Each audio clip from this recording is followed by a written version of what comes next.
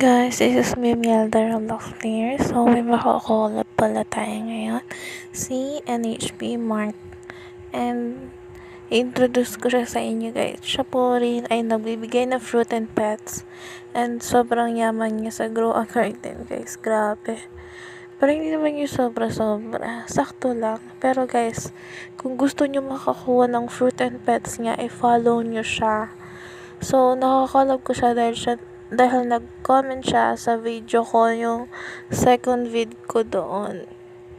Pero hindi nyo ito, ewan ko, makikita nyo yun guys.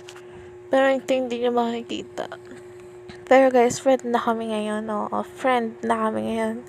Kaya, ayan, magbibigay po pala yan ng fruit and pets. Kung gusto nyo makakuha, i-follow nyo yung TikTok account niya, Mark Gaming.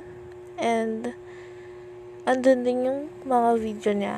Tignan nyo na lang guys para ma-show, para kung gusto nyo pala ng proof nandun sa page niya na nagbibigay siya guys. Kaya, follow nyo siya guys. So, ayan nga guys, sa mga oras na yan, basta may ginagawa kami dyan. Nag-uusap pa kami dyan guys. Pero hindi nyo lang kasi talaga naririnig. Kaya, ayun. So, wait. Paparinig ko rin sa inyo yung boses niya mamaya. Mamaya ipaparinig ko. Tingnan ko kung masisingit ko. Pero para sa tingin ko hindi. Kasi hindi ako masyadong marunong. Pero I keep my best para masama natin yung boses niya dito sa video. And marinig nyo na rin. So, kung gusto nyo ng fruit and pets niya, i-follow nyo siya sa TikTok account niya and sa iba niyang page. Ewan ko, baka TikTok lang meron siya guys. Pero, ayan guys. Wait nyo na lang muna siya and babalikan ko kayo.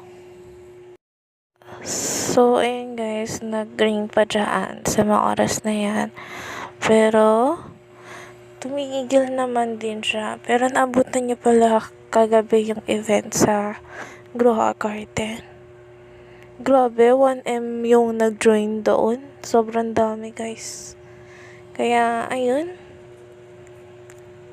Nag-vlog ako ngayon kasi nga gusto niya ako makakolab sa Roblox, sa Grow a Garden. And gusto niya rin sumama sa iba kong